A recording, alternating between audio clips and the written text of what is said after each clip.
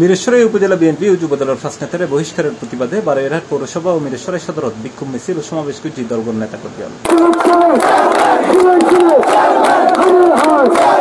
বুধবার দুর্য উপজেলার 16 ইউনিয়ন ও 2 পৌরসভার নেতাকর্মী হলে বিক্ষোভ মিছিল করে। মিছিল ঢাকা চট্টগ্রাম মহাসড়কের কিছু অংশ প্রদক্ষিণ করে উপজেলা পরিষদ চত্বর সংক্ষিপ্ত সমাবেশের মধ্য দিয়ে শেষ হয়। আমরা শুধু একই বলতে চাই, বাংলাদেশ জাতীয়তাবাদী দলের ভারপ্রাপ্ত চেয়ারপারসন তারেক রহমান, দেশনেত্রী বেগম খালেদা জিয়া, বিএনপির মহাসচিব মির্জা ফখরুল ইসলাম আলমগীরকে বলবো, আপনারা একটা তদন্ত টিম মিরেশ্বরাইতে পাঠান।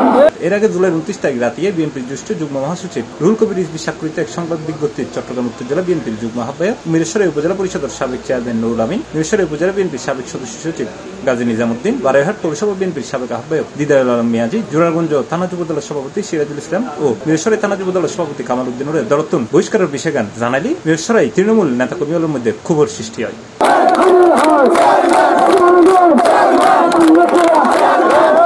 বহিষ্কার প্রতিবাদে ঢাকা বিক্ষোভ সমাবেশত সভাপতিত্ব করেছেন মিরেশ্বরাই উপজেলা বিএনপির সাবেক সাধারণ সম্পাদক মোহাম্মদ আলমগীর। তিনি তার বক্তব্য এই বহিষ্কারাদেশ পুনর্বিবেচনার দাবি জানায়।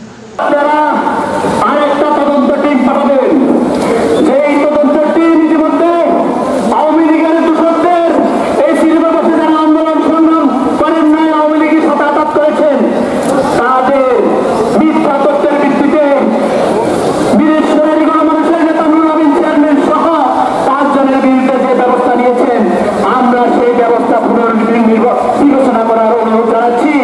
টিভি চট্টগ্রাম।